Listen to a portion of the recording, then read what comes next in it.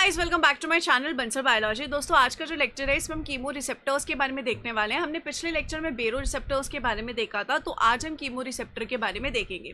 Let's get started with the video guys. सबसे पहले अगर हम कीमो रिसेप्टर की बात करें तो इसका मतलब क्या होता है, केमिकल रिसेप्टर्स हैं, यानी कि ये हमारी बॉडी में कुछ केमिकल्स को पहचानेंगे। कौन से केमिकल्स को पहचानते हैं? इनका काम होता है पार्शियल प्रेशर ऑफ ऑक्सीजन को पहचानना, यानी कि हमारी बॉडी में जो ऑक्सीजन है उसका पार्शियल प्रेशर कितना है।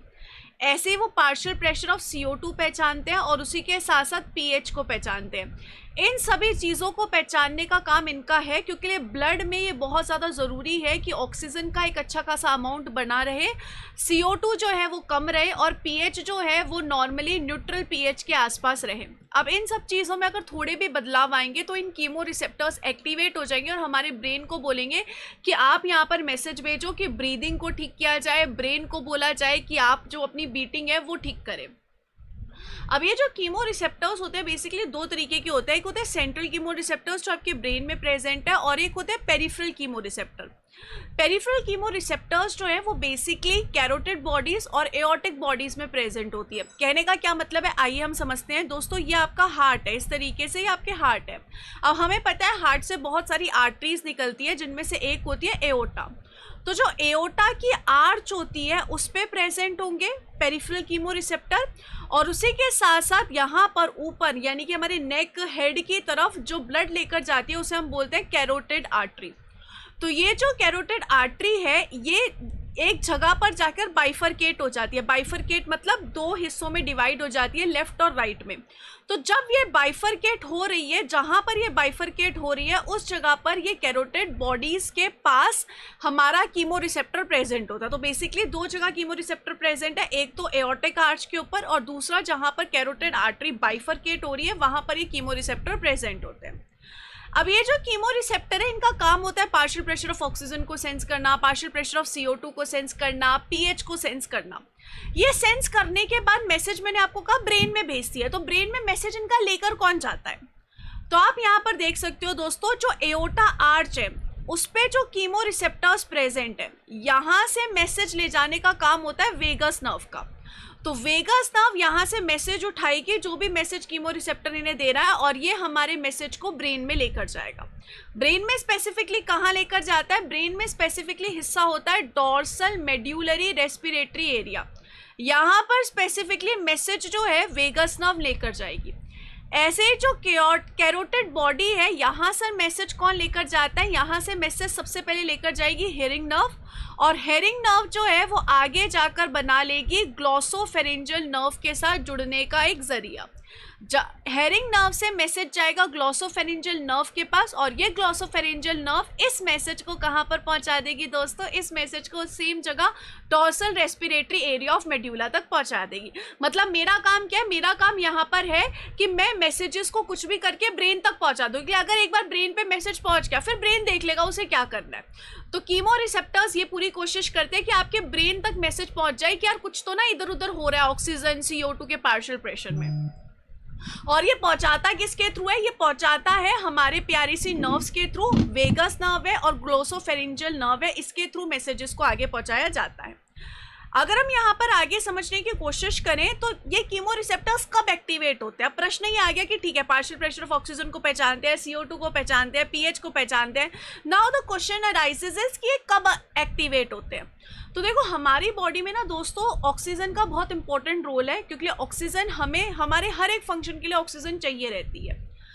अगर आर्टरीज में ऑक्सीजन का अमाउंट बहुत ज़्यादा कम हो जाता है, स्पेशली 80 mm मर्क्यूरी से कम हो जाता है, उस कंडीशन में ये कीमो रिसेप्टर्स दोस्तों एक्टिव हो जाएंगे, और ये कीमो रिसेप्टर्स एक्टिव होकर मैसेज को पास करेंगे हमारे मेड्यूलरी हिस्से ऑफ ब्रेन के पास। तो मैसेज कौन लेकर जा रहा है? मैसेज कौन लेकर जा रहा है वो हमें समझ में आ गया। एक्टिवेशन कब हो रही है? जब ऑक्सीजन का partial pressure 80 mm Hg mercury से कम हो जाता है, स्पेशली तब आप देख सकते हो कितना ज़्यादा सिग्नल हिट किया जा रहा है। तब आप यहाँ पर देख सकते हो कि यहाँ पर नर्व से मैसेज कितने ज़्यादा जाएंगे, वहीं अगर 80 mmHg से ज़्यादा है पार्शियल प्रेशर तो उस कंडीशन में बेरो रिसेप्टर्स जो है वो एक्टिवेट नहीं होंगे।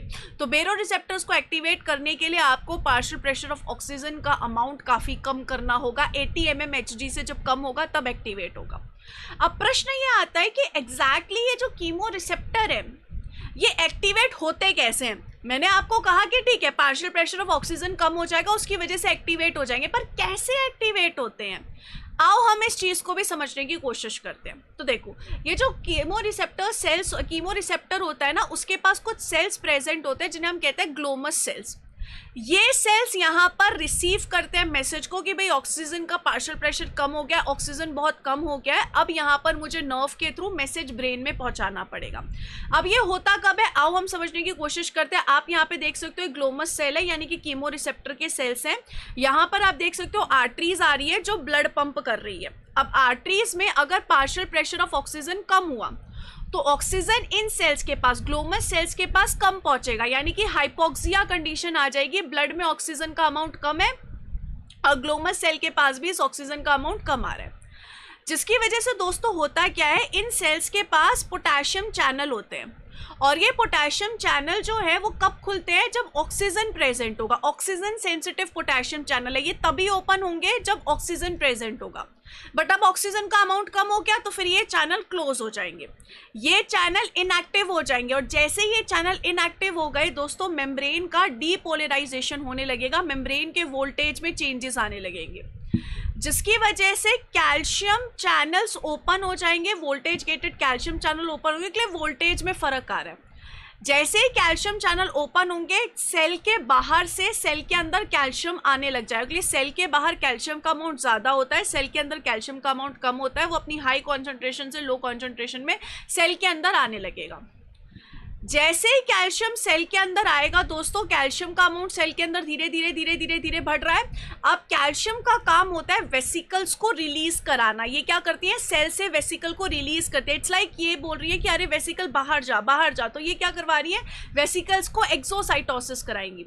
तो ऐसे वेसिकल्स जिनके पास बहुत सारे न्यूरोट्रांसमीटर्स है, पहले ये माना जाता था कि डोपामाइन और एसिटाइल कोलिन होंगे इन वेसिकल्स में, लेकिन अब पता चल रहा है मेनली इसके पास एटीपी होता है। ये जो वेसिकल है इनके पास मेनली क्या होता है एटीपी होता है। अब कैल्शियम आने की वजह से इन एक्सोसाइटोसिस हो गया इन वेसिकल का, जिसकी वजह से इन सेल से एटीपी जो है बाहर निकल गया। अब जैसे ही दोस्तों ये एटीपी बाहर निकलेगा तो इस सेल के जस्ट बाजू में हमारी नर्व्स प्रेजेंट है। ये जो नर्व्स हैं जैसे कि वेगस नर्व हो गई, ग्लॉसोफेरेंजियल नर्व हो गई, हेरिंग नर्व हो गई, ये नर्व्स यहाँ पे इनके पास रिसेप्टर होते हैं। किस चीज़ के रिसेप्टर है एटीपी के रिसेप्टर है। एटीपी इन रिसेप्टर से आके बाइंड करेगा, जैसे ही एटीपी इन रिसेप्टर से आके बाइंड करेगा यहाँ पर इन नर्व्स में सिग्नल जनरेट हो जाएगा और ये सिग्नल बेसिकली कहाँ पर ले जाया जाएगा डायरेक्ट हमारी मेड्यूलरी रेस्पिरेटरी सेंटर में इस मैसेज को ले जाया जाएगा और बोला जाएगा मैसेज क्या जा रहा है, मैसेज ये जा रहा है ना कि पार्शियल प्रेशर ऑफ ऑक्सीजन कम है, ऑक्सीजन जो है हमारी बॉडी में कम हो गया है। तो हमारी बॉडी को क्या बोला जाएगा कि अरे तुम ब्रीदिंग रेट को बढ़ाओ, स्टिम्युलेट करो रेस्पिरेशन को, ब्रीदिंग डेप्थ को बढ़ाओ। तो ऐसी कंडीशन को करवाया जाएगा ताकि हमारी बॉडी में ऑक्सीजन का अमाउंट इंक्रीज हो सके। तो इस तरीके से कीमो रिसेप्टर से जो मैसेजेस है वो मेड्यूला हिस्से में जाते हैं और फिर मेड्यूला हिस्सा हमारी ब्रीदिंग पे इम्पैक्ट लेकर आता है ताकि हमारी बॉडी में ऑक्सीजन का अमाउंट बढ़ सके और CO2 का अमाउंट कम हो सके। ऐसे ही मैंने आपको कहा कि देखो ऑक्सीजन का अमाउंट जब कम होगा यानी कि पार्शियल प्रेशर ऑफ ऑक्सीजन तब कम होगा तब ये कीमो रिसेप्टर एक्टिवेट होंगे। ऐसे ही अगर CO2 का अमाउंट बढ़ा यानी कि पार्शियल प्रेशर ऑफ CO2 बढ़ा तभी भी ये जो सेल्स हैं एक्टिवेट हो जाएंगे, तभी भी यहाँ पर क्या हो रहा है तभी भी यहाँ पर मैसेजेस को भेजा जाएगा। अगर CO2 का अमाउंट बढ़ता है दोस्तों तो CO2 कार्बोनिक एसिड बनाता है और कार्बोनिक एसिड बनने की वजह से प्रोटॉन्स का अमाउंट बढ़ता है और जब भी प्रोटॉन का अमाउंट बढ़ेगा पीएच घटेगा। अगर पीएच घट रहा है यानी कि पीएच एसिडिक केस में जा रहा है, क्योंकि पीएच घटने का मतलब है पीएच एसिडिटी की तरफ जा रहा है। अगर ऐसी चीज होती है तो ये हमारी बॉडी के लिए बहुत हार्मफुल है। इस कंडीशन में भी कीमो रिसेप्टर्स को बोला जाएगा कि कीमो रिसेप्टर्स आप एक्टिवेट हो और कृपया करके जो रेस्पिरेटरी सेंटर है मेड्यूला का उसे मैसेज भेजें और ये मैसेज वंस अगेन हमारी जो ब्रीदिंग है उसकी रेट बढ़ाएगा, डेप्थ बढ़ाएगा। तो पेरिफेरल कीमो रिसेप्टर्स CO2 के अमाउंट के बढ़ने की वजह से, यानी कि पार्शियल प्रेशर ऑफ CO2 के बढ़ने की वजह से और प्रोटॉन का अमाउंट बढ़ने की वजह से या पीएच का अमाउंट घटने की वजह से भी एक्टिवेट हो सकते हैं। तो यहाँ पर आप ये सारी चीजें आप देख सकते हो जो मैंने अभी आपको समझाई, you can check it out. क्या क्या हो रहा है दोस्तों, कब ये कैरोटिड बॉडी के कीमो रिसेप्टर एक्टिवेट होंगे या एओर्टा आर्च के कीमो रिसेप्टर्स एक्टिवेट होंगे जब हाइपोक्सिया कंडीशन आएगी। हाइपोक्सिया कंडीशन यानी कि ऑक्सीजन कम हुआ है, या फिर हाइपर कैप्निया कंडीशन यानी कि CO2 बढ़ा है, या फिर एसिडोसिस कंडीशन यानी कि पीएच जो है वो कम हुआ है, या फिर हाइपर ऑस्मोलैरिटी की कंडीशन। एक्सरसाइज जब हम करते हैं तभी भी तो ये होता है, हमारी ऑक्सीजन यूज अप हो रही है तो ऑक्सीजन का अमाउंट कम हो रहा है। तो इन सब कंडीशंस में कीमो रिसेप्टर्स को एक्टिवेट किया जाएगा। एक बार कीमो रिसेप्टर्स एक्टिवेट हो गए तो फिर हमारा जो ब्रेन है, हमारे जो मेड्यूलरी हिस्सा है, उसमें जो रेस्पिरेटरी सेंटर है उसे मैसेज भेजा जाएगा। ये जो रेस्पिरेटरी सेंटर है अब ये हमारी बॉडी को मैसेज देगा कि तुम सिंपैथेटिक सिस्टम को एक्टिवेट करो, तुम अपनी बॉडी में ऑक्सीजन का अमाउंट नॉर्मल लेकर आओ। कैसे लेकर आओ, वेंटिलेशन बढ़ाओ, ब्रीदिंग बढ़ाओ, ब्लड प्रेशर बढ़ाओ, हार्ट रेट बढ़ाओ, ऐसी सारी चीज़ें करो ताकि हमारी बॉडी जो है वो किसी ना किसी तरीके से दोस्तों नॉर्मल रेट पर आ सके, यानी कि उसमें ऑक्सीजन का अमाउंट नॉर्मल हो सके। कीमो रिसेप्टर कब एक्टिवेट नहीं होंगे, जब ऑक्सीजन ऑलरेडी प्रेजेंट है काफ़ी अच्छे खासे अमाउंट में। कीमो रिसेप्टर सिर्फ तभी एक्टिवेट होते हैं जब ऑक्सीजन कम हुआ है, CO2 का पार्शियल प्रेशर बढ़ा है और जो पीएच है वो कम हुआ है, यानी कि पीएच जो है वो एसिडिक की तरफ जा रहा है, प्रोटॉन्स जो है वो बढ़ रहे हैं। तो ये दोस्तों किसके बारे में होता है, पेरिफेरल कीमो रिसेप्टर्स के बारे में। ऐसे ही अगर हम सेंट्रल कीमो रिसेप्टर्स देखें तो central chemo receptors medulla oblongata of the brain stem में प्रेजेंट होते हैं। ये भी यहाँ पर क्या करते हैं, ब्रीदिंग को रेगुलेट करते हैं, लेकिन ये सेरिब्रोस्पाइनल फ्लूइड के कंपोजिशन के बेसिस पे करते हैं। हमारा जो ब्रेन है उसके पास फ्लूइड होता है जिसे सेरिब्रोस्पाइनल फ्लूइड कहते हैं। जो पेरिफेरल कीमो रिसेप्टर्स थे वो आर्टरी के ब्लड के बेसिस पे काम कर रहे थे और ये सेरिब्रोस्पाइनल फ्लूइड के बेसिस पे काम करते हैं। ये स्पेसिफिकली क्या डिटेक्ट करते हैं, CO2 को डिटेक्ट करते हैं। तो CO2 को अगर डिटेक्ट करेंगे तो इनडायरेक्टली पीएच को डिटेक्ट कर ही लिया, बिकॉज अगर CO2 बढ़ेगा तो इस केस में ऑब्वियस सी बात है पीएच घटेगा। तो ये यहाँ पर CO2 को एनालाइज करते हैं, CO2 partial pressure of CO2 को एनालाइज करते हैं और उसके बेसिस पे अपना जो कीमो रिसेप्टर उसे एक्टिवेट करते हैं। अगर दोस्तों ऐसी कंडीशन आई हाइपर कैप्निया की कंडीशन, यानी कि CO2 का अमाउंट बढ़ गया, या फिर हम ये कह सकते हैं कि पीएच का अमाउंट घट गया, कहाँ पर, CSF में, सेरिब्रल स्पाइनल फ्लूइड में, तो इस कंडीशन में सेंट्रल कीमो रिसेप्टर्स एक्टिवेट होंगे और इंक्रीज करवाएंगे वेंटिलेशन को, हाइपर वेंटिलेशन कंडीशन करेंगे ताकि ऑक्सीजन का अमाउंट हमारी बॉडी में बढ़ जाए।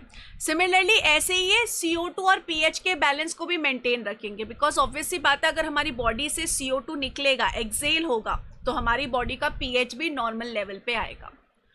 तो इस तरीके से सेंट्रल कीमो रिसेप्टर्स और पेरिफेरल कीमो रिसेप्टर्स दोस्तों वर्क करते हैं। बेसिकली इनका यहाँ पे काम क्या है कि हमारी बॉडी में ऑक्सीजन, CO2 और पीएच के एक लेवल को मेंटेन करके रखें, और इसको करने के लिए इनको क्या करना होता है, हमारा जो रेस्पिरेटरी सेंटर है उसको मैसेज भेजना होता है। अगर दोस्तों आपको ये सारी चीज़ें अच्छे से समझ में आई तो कमेंट सेक्शन में ज़रूर बताइएगा। और इसके अलावा अगर आपको बंसल बायोलॉजी पे मेरे साथ किसी भी एग्ज़ाम के लिए, एंट्रेंस एग्ज़ाम के लिए पढ़ना है तो आप बंसल बायोलॉजी ऐप डाउनलोड कर सकते हो दोस्तों, और आप हमारे साथ आके बंसल बायोलॉजी पे तैयारी कर सकते हो। I hope this session was really helpful for all of you. अगर आपको कुछ स्पेसिफिक टॉपिक पे वीडियो चाहिए तो कमेंट सेक्शन में ज़रूर बताइएगा और इस वीडियो को अपने दोस्तों के साथ ज़रूर शेयर कीजिएगा। Thank you so much guys, bye bye, take care.